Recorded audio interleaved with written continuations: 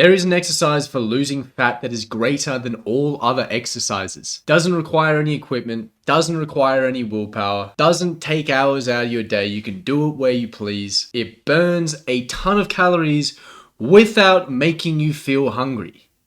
That exercise is walking. In this video, we'll discuss why walking is a calorie burning machine and a walking protocol for fat loss. So first of all, why is walking so good? Why is this thing that we've been doing forever that's just, part of our day, it seems, so good for burning calories? First things first is you can just do this anywhere. You don't require fancy equipment. You don't have to be at a certain place. You don't need to be in a body of water, or you don't need to be in a gym. You can literally do this anywhere.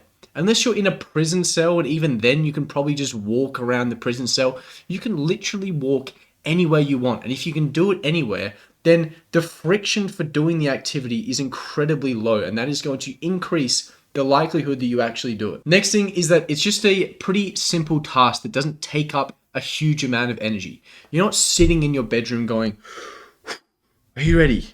All right, we're gonna go for a 10-minute walk. Let's do this." It's just such a simple thing. It's not something that seems like a massive task. You're not amping yourself up for a big run or a big swim. It's just a walk. You're just going for a walk. It doesn't require a significant amount of motivation or willpower to just go out and do a walk. And that brings me to point number 3, which is that you can just split this into multiple sessions per day. You don't have to be like, okay, I need to do 10,000 steps today, so I'm going to do it all in the first thing in the morning, and then I'm not going to move for the rest of the day. You can just split it up into, 3 or 4 or 5 walks a day. You just go for a little 10-minute stroll. How hard is that? You can't really do that for anything else, right? You're not going, okay, well, I'm going to run 10 kilometers today, so I think I'll do 2 kilometers in the morning, and then 2 kilometers before lunch, and then 2 kilometers after lunch, and then 2 kilometers after dinner, and then 2 kilometers before bed. You're not going to do that, right? You just do it all at once. And if you're doing it all at once, it requires a bunch of willpower. Same with going for a big bike ride or going for a big swim, okay? All of these things, you kind of have to do it at once in one period. Something like a walk, you just go out for a few walks a couple times a day.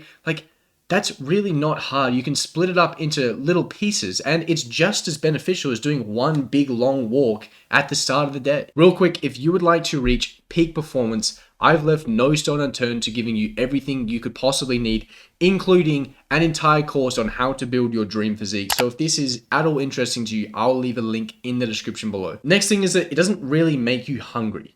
Think about something like going for a big run, going for a big bike ride, going for a big swim. It makes you feel so hungry. You get to the end of that and you're like, I kind of want to eat a wedding cake. I want to eat something massive, something greasy, something with lots of fat and lots of sugar. You get really, really hungry. Those cravings start kicking in. You go for a 10-minute walk. You're not going to crave a birthday cake. You're not going to crave a massive pizza. You're not going to crave these things because it's not super challenging. It doesn't really kick up your hunger. It doesn't make you feel really, really hungry, which is so helpful, because if the goal of the cardio is to help you lose weight, but when you do the cardio, it makes you just want to overeat, then it kind of defeats the purpose of it.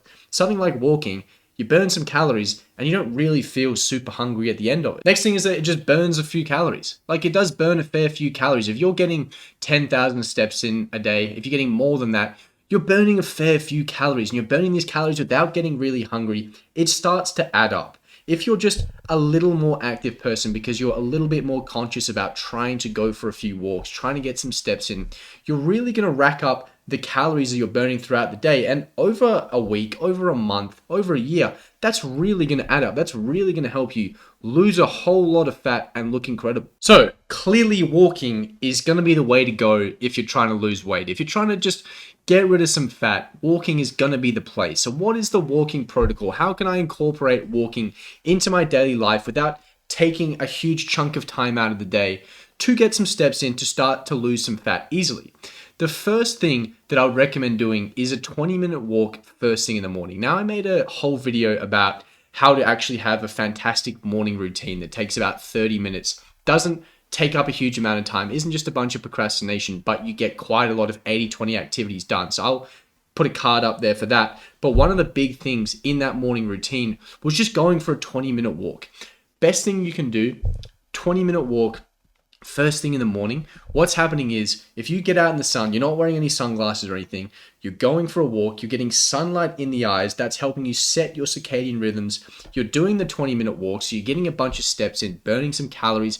When you're on that walk, you can do something like a meditation. So in that 20-minute walk, first thing in the morning, you've cranked out a 20-minute meditation. You've got the sunlight exposure in your eyes, so you're setting your circadian rhythms well, and you've just got 20 minutes of walking in. Really not a difficult thing to do, but just smashed out a bunch of 80-20 activities. So really good way to start the day, really good way to get a bunch of steps in first thing in the morning. Really, really good place to start. Second thing and last thing I would add is do a 10-minute walk post-meal.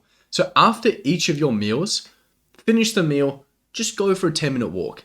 Super simple, super little habit stack, eat meal, go for a walk. The reason this is so beneficial is A, you're habit stacking it, so you know if this, then this, you just become a robot. But when you walk after a meal, what happens is walking really improves the digestion of your food. It helps you actually digest the food, get it through your system, and this is going to really help with brain fog. A lot of people, especially if you eat a really big meal, what happens is you eat that meal, you get the energy, and then you crash, you get that brain fog. It's kind of hard to concentrate, kind of hard to get any work done.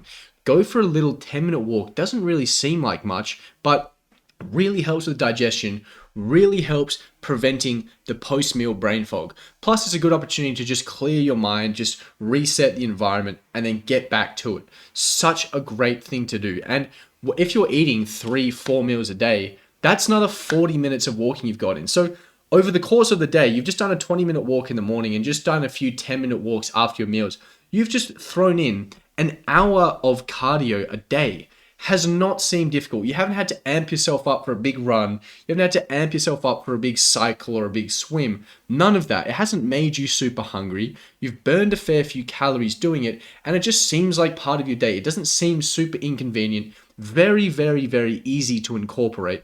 This is exactly where I would start. It's why I think walking is the best exercise you can possibly do to lose fat. So that was the end of the video.